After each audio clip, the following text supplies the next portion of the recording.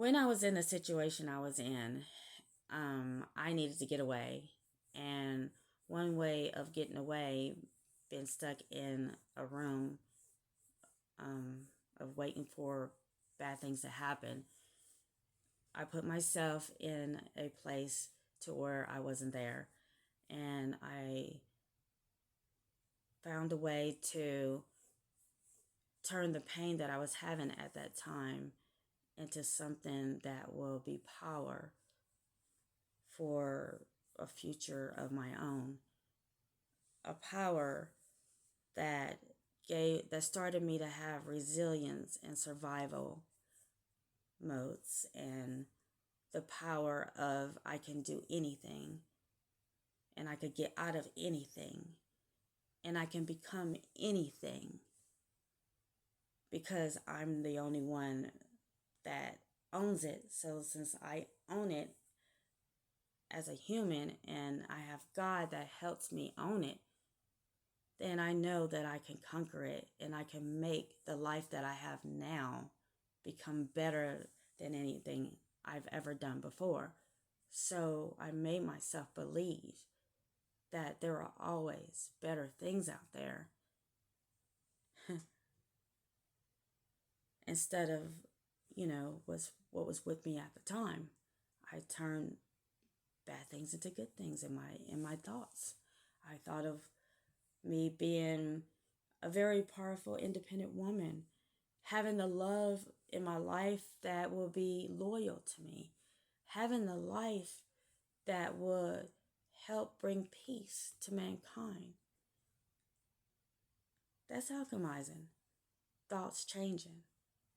It's not the exact method, but it's pretty much the roundabout reason why I started alchemizing, why I started turning my pain into good, into power, into way better energy, to make me become a soldier for God, to be worthy to be a soldier for God. All that had to be from somewhere, right? And it started when I was younger. So when 17 came, my dad had lost his job, stepdad. And it was been going on for a few weeks and he had a federal job. So when he lost the job, my mom comes up to me and she tells me, "Hey, if it ever happens again, let me know." It's like, "What do you mean? I'm 17. It's been happening since I was 9." She's like, "Well, I'm just letting you know. If it happens again, just let me know." I was like, "Okay." Well, that night, of course, it happened again because that was the routine. And I told her the next morning, and she said, "Okay." I said, "Okay." And the following weekend, the cavalry arrived, and we were all shipped from where I was living in Los Angeles to Oklahoma City all of a sudden. Why it took till 17, that's the reason I feel she decided to do it then. Because she had drained him of everything. And by him not working anymore or being able to work, he wasn't able to provide what she wanted anymore. So he's a lost cause. On to new things, right? When we get to Oklahoma City, there's family that started asking me, "Well, what happened down there?" And I told them. And in the midst of me telling them, my mom starts coming in crying, "Oh my goodness, I couldn't believe this was actually happening to you. I didn't know." So all of a sudden, I'm rushed to a doctor to find out if my virginity was lost or not. Come to find out, it was like 2 inches from it happening. So thank God I'm still a pure girl at the time. Like it really mattered because I felt like my purity had been gone because of everything that has happened by that time. But anyways, because of that, we went there first, and then I started getting on the phone call um, with the people in Los Angeles to put him in jail, in prison. And I was able to get him put in prison by having him testify in a phone call with me. He was put in prison. He was supposed to be in there for 2 years. He got out 3 months later, not because of good behavior, but because of my mom forcing me to take him out, write letters to take him out. And the reason for her saying that was because he had gotten into 3 fights already, and by the third time he had broken his glasses, and she did not want the blood to be on her hands. And so by her doing that, I, at the age of 18, had to write letters to him to get him out, to say he is safe to be out, even though I don't want to, but it has to be done because he cannot be in there anymore. He cannot be in prison where he belonged. Let's just say my stepfather's fate was to die alone by himself and have everything taken away from him. That was his karma. And he died early as well. You know, when people do bad things happen too. Well, I went on to my last year of high school to college. I was in college for several years. I didn't meet up with anybody who I was going to even start any type of family with until I was 22. When I was 17, I also had another car accident. My mom and I had went back to California to pick up a few more things. Well, and when my mom does that, she was like a hoarder. So she packed the car up so much to the tip. And I was driving in Kingsman, Arizona, to where I ran off the highway and flipped over a barbed wire and flipped over several times to where I landed on a roof. And by me doing that, they had to pull us out, and my jaw was cracked from that. And because of that, when I was 17, going in my 12th year of high school in a different state, I also had my mouth wired shut for 7 weeks. Yeah.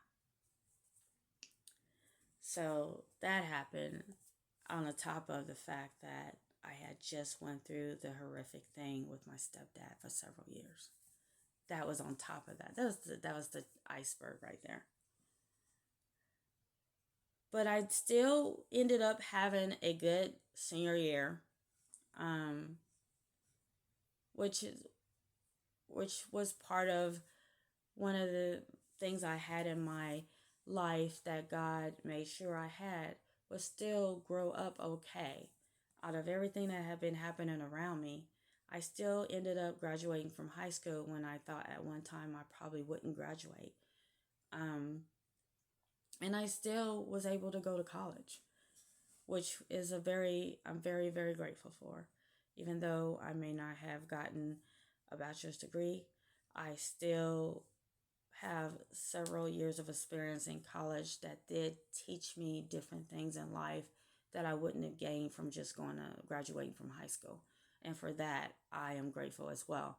I may not have been able to come up with the right course of action, or, way of finding out what I really wanted to do in life at that point. But I still did gain knowledge that I still use today, that I wouldn't have gained, I feel, if I would have just graduated from high school. So that I'm grateful for.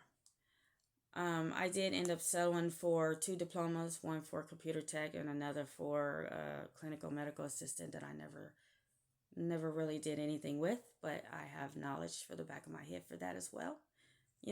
I also, when I was 23, I had my son. I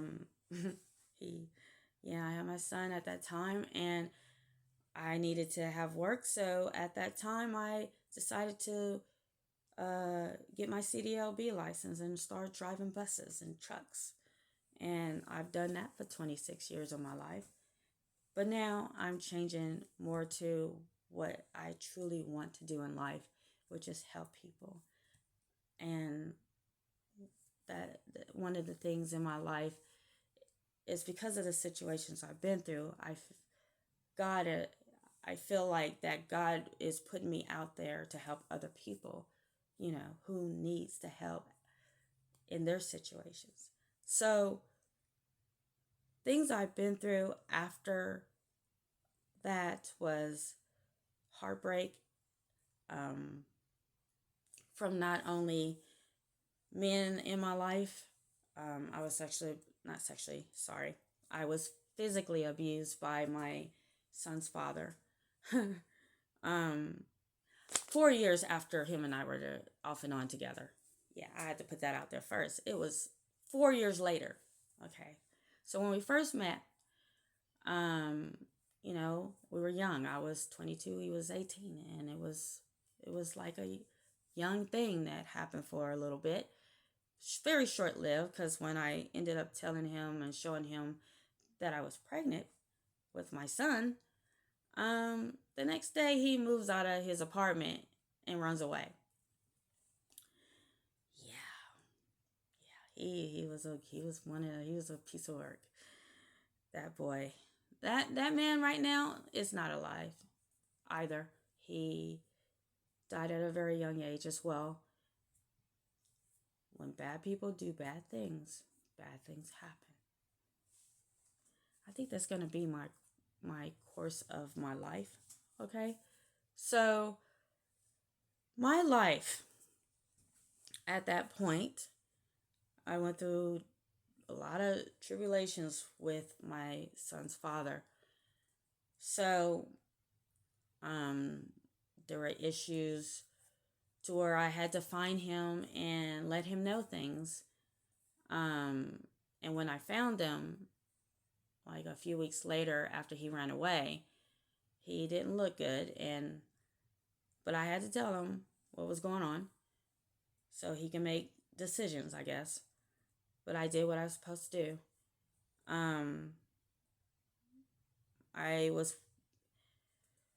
I had journeys of other men after that. But particularly I really had this thing in my head about love and how I loved, when you love a person, you're supposed to try to be with them. That was stuck in my head, even if for better or for worse, because, people in my family stayed together for a long time, no matter what you did. I saw that firsthand. So I kind of treated that with him as well, son's father. And it wasn't the best interest at the time. It took me through a lot of trials and tribulations with him. But it was something that I had to learn, I guess, to figure out that love wasn't like that. But, you would have think that you would have learned going through him and other men. So by the time I turned 29, I thought I had met the love of my life, which was my first husband. And the summer before I met him, I was scammed by a girl that I thought was my best friend that ended up taking advantage of me once again in a very scamish way. So let me tell you that right quick. So I had met this girl. We had been hanging out, chilling as best friends, right? Doing everything together. I was getting my last check during the summertime from doing a school bus driving job. And I got it. And I was about to get a car. But when I went to the place to get the car, I didn't want to have all that money go in with me. So what did I do? Dumb behind do? I go and leave my purse in the car with the money And while I was in there trying to get my car, she takes the money out and leaves. Brings me my purse. I'm thinking the money's still in there because I'm trusting her, because there's been several months that I was together with her. So in my mind, I'm thinking everything's good. Well, I checked my money to do the down payment on my car, and the money wasn't there. So I went into a very deep depression, to the point of leaving everything I had in Oklahoma, taking my 5-year-old son, and getting on a Greyhound to Los Angeles. Because I felt, oh yeah, in 2005 would be the best time to go to Los Angeles. Not. I didn't survive there even for 3 months. Well, about 3 months I survived there. There I saw my dad, the one that said that he wasn't my dad, the one he put my name on the birth certificate. And when I saw him, it was on 4th of July. I think that was the last time I saw him. And his wife at the time invited me for 4th of July. And I was happy that I went all that way to see him. I took the bus and everything. And when I saw him, he didn't want to see me. He thought that I came up there to, for some reason, get money from him when I never asked him for a dime in my life. No, I was not that person. I just wanted to see my dad, that I still thought was my father, when I knew he wasn't, in the back of my mind. I just truly wanted to have some sort of normalcy in the roller coaster I was going in at the time. But no, I didn't get any type of support from him whatsoever. He thought I was a nuisance for being there. He thought that I wanted something I never wanted from him. I just wanted love, something he couldn't give. And I didn't understand that until that point. So I came back to Oklahoma at that point. I called my mom. I told her I can't do it anymore. And not even my dad wants me to be around. So I'm coming back to Oklahoma. And I did. It's the same how I got there, was the same how I got back. And same month, a couple weeks later was when I actually met my first husband. And with him was a lot of things that were very bad that happened as well in our relationship too. After a year of us being married, we tried to start over from Oklahoma to Colorado, because he claimed that, oh, before I do that, when I was having our child, we got married in 2006, February of 2006. My daughter was born in September of 2006. She was a month early. And come to find out, the week she was being born was the week that my first husband decided to no longer work in my life. So instead of me being able to heal from having a child, I had to go out and find work, any type of work I can find. Because if I didn't, we were going to be homeless, literally. And I didn't feel like being homeless at that point. I was 30 at the time. I didn't feel like being homeless with a newborn and a 6-year-old and a husband. And the decisions that I started making in a relationship after that was due to me having that mentality of my kids never going without a roof over their head. I was not going to go homeless. I never was homeless in my life to that point. I was never raised that way. I always had a roof over my head. Even though things were happening to me, I had a roof over my head. And I was not going to lure that with my kids. And so I made sacrifices in my life at that point for my kids. And so I went out and did what I can. And in the first 2 weeks of me getting out of the hospital, I'm working, trying to pay rent for the house we had at the time. And that started my way of becoming resilient when not backing down on anything. I became more powerful than I thought I could ever be, learning the ways of life of the world on how to overcome things. If I get fired from a job, it's okay. I'll get another one. I'll start again. And I did this so many times in my life to where I actually found a way to build on that and to make higher pay and to fix the problem, the issues that I may have from the blockages that I may have had at the time, to build on that to make life better. And this brought our life at the time to making radical decisions, like moving to Denver to start over. I'm thinking we go to Denver. He said he got a job down there. We get together. We leave the kids down with Nana and start over, and then we'll bring the kids on later. This is what I thought at the time. This was in 07. So in 07, him and I take everything from the house we were living in Oklahoma and move it and put it in a storage in Denver.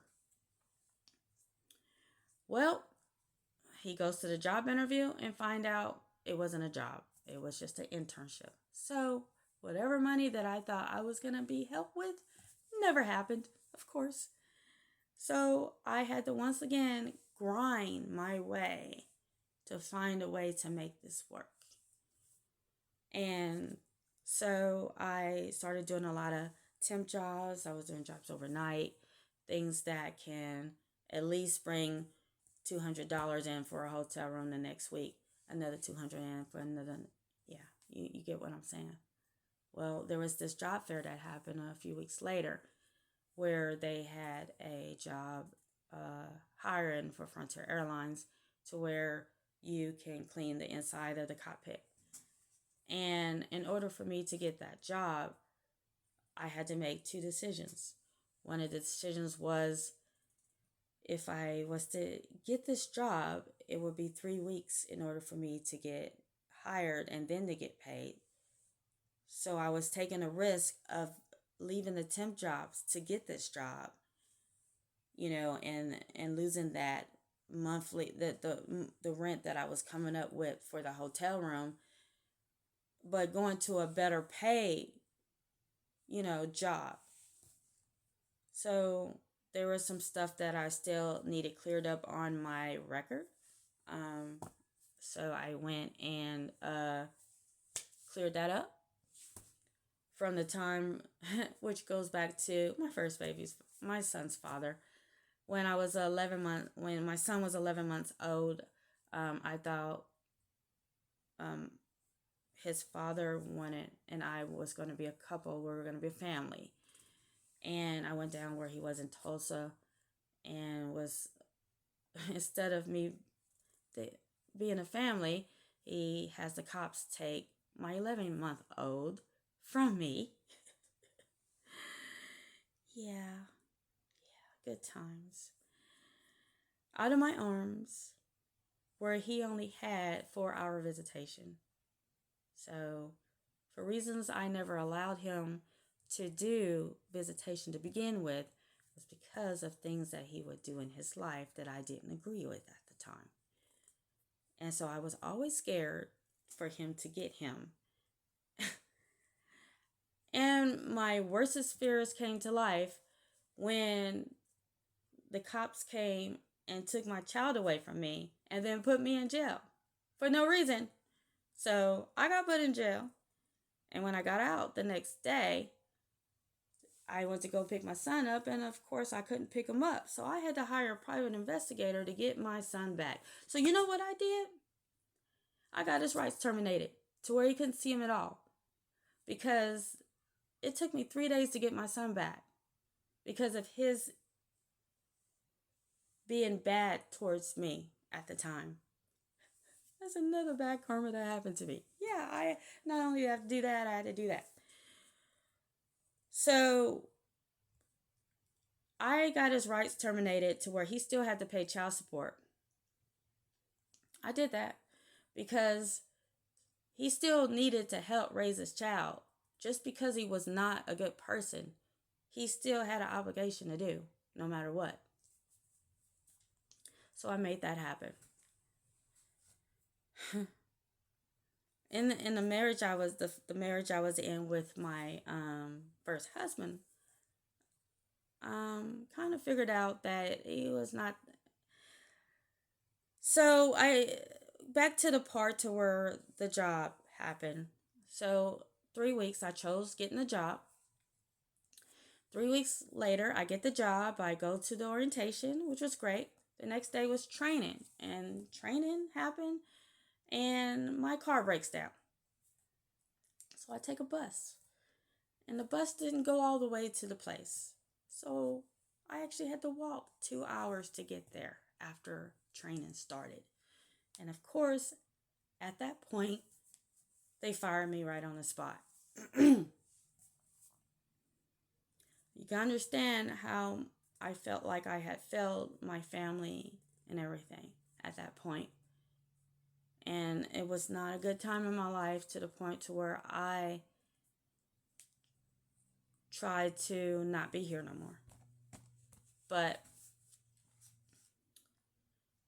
God had other plans, because I ended up waking up and being inside of a hospital for 3 days, And when I came out, it was either us living, my husband and I living in the street in the snow in November in Colorado weather, in 25-degree weather, in a broken down car, or living on his one of his internships friend that was also in an internship with him, on the couch.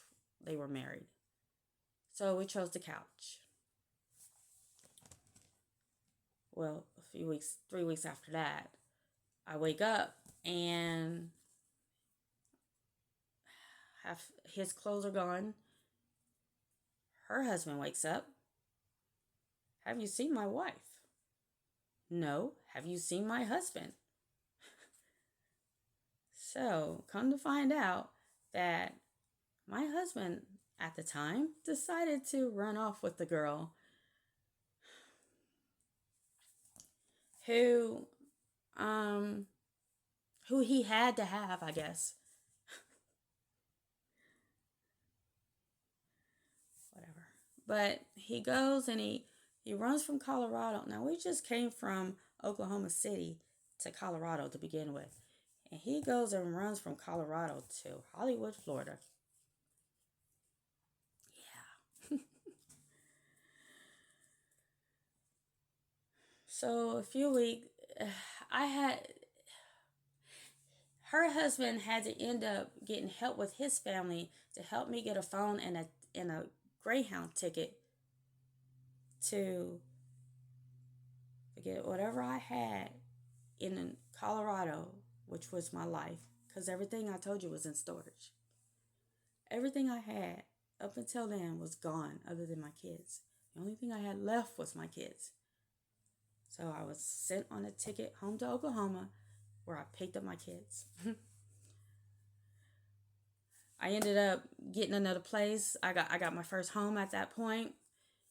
And at that point, I decided that the kids still needed a father, and I needed him for that situation. So I pretty much started wearing a huge mask, being a different person than I normally be, for my kids to have a good life at that point.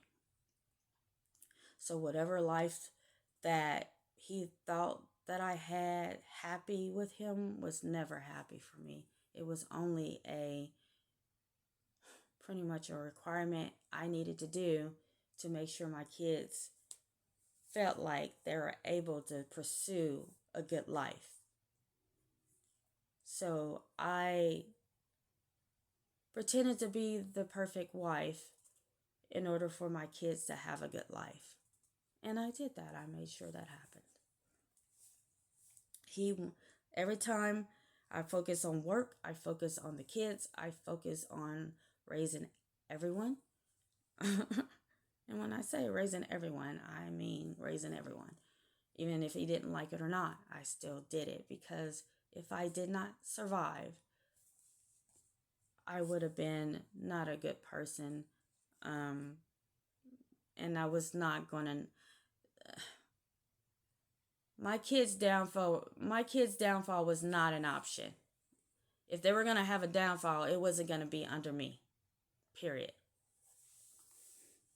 So my perseverance and working hard to be the person I am today stemmed from making sure my kids had a good life. And it was the reason why I decided to tolerate a man that I didn't love for several years because of that.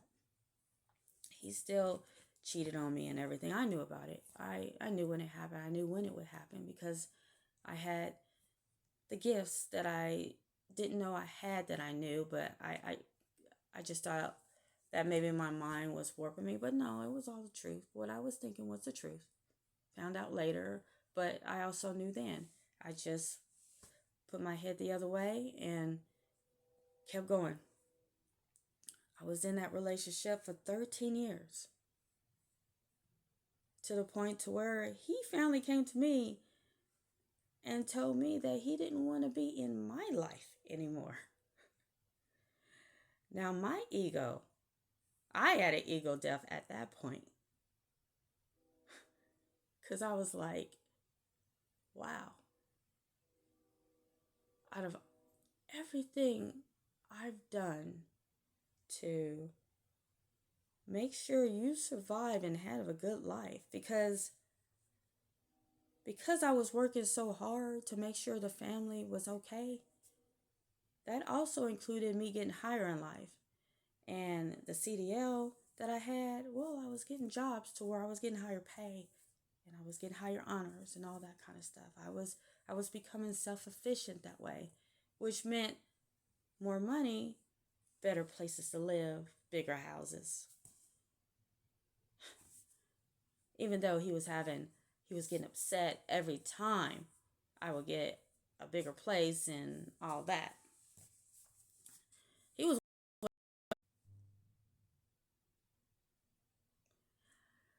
He wanted my downfall. The whole marriage.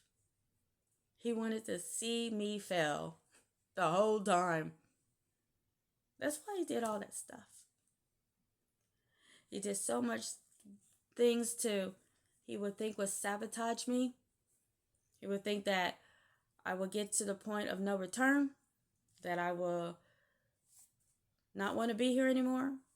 But after that first time I tried to do that, I never wanted to do it again. And yeah, I was in mental hospitals for 4 or 5 times during my relationship with him, but not for the reasons you think. When I would go into the hospital, and you go in and you see the doctors, and they ask you, well, why you come here today? I tell them the reason. And they'd be like, okay, so tell me the real reason why you're here. And I said, well, no, you haven't. You haven't told me the real reason why you're here. And they said, and they would, each doctor, about 4 or 5 doctors would say the same exact thing. They would say, you are not mental. You may be stressed. You may be going through some things. And it may all be because of your husband. And that's okay. Because we're here for you when you need that break. When you need an anxiety break from your life, We're here to give you a week vacation. And I said, okay. So every time I got to the point to where I didn't want to be around my husband, I would say, oh, I think I'm going to take some stuff. And here I go, going into a mental hospital for a week to get away from him. Not for me, not for my anxiety, but for my peace. Because that's how much stressing he was towards me. How much I had to tolerate his inadequacy.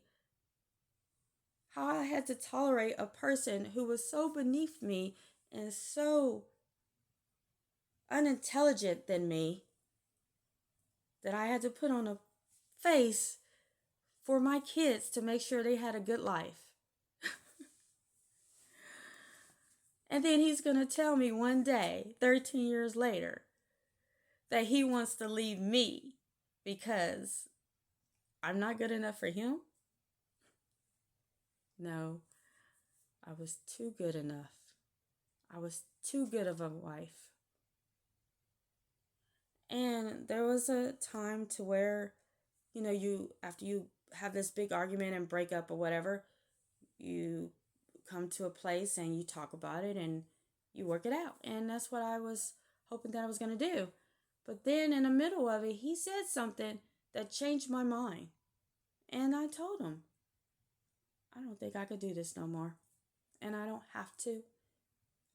I think we're going to go our separate ways. So you know what he did? He started doing other things, like take my child away from me to where I couldn't see her, to try to get child support.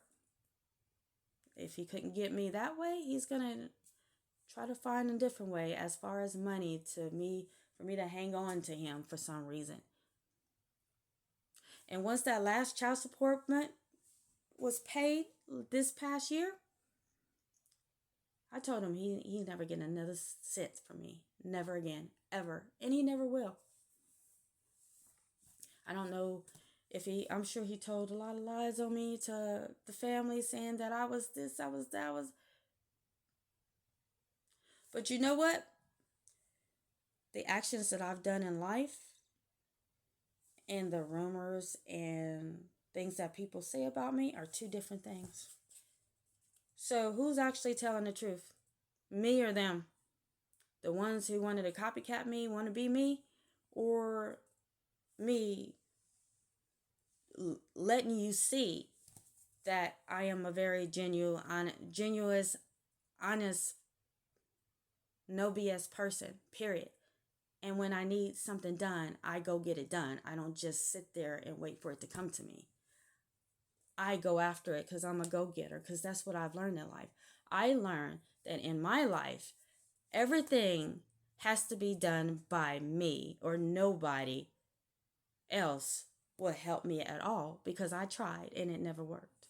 So everything that's happened in my life, the good and the bad, and there's several other things that this video is getting a little too long for. But the reason I'm saying this is because I'm giving you situations that I've been through to where I know, as being a spiritual counselor in Love is the Only Way ministry, will help you. I'm not going to tell you how to do things. That is your decision. What I will do is open up your eyes to other options, to outside the box, to ways that you probably wouldn't have thought of looking at that situation. And by me giving you clarity that way, it will give you the information that I will advise to you at that point.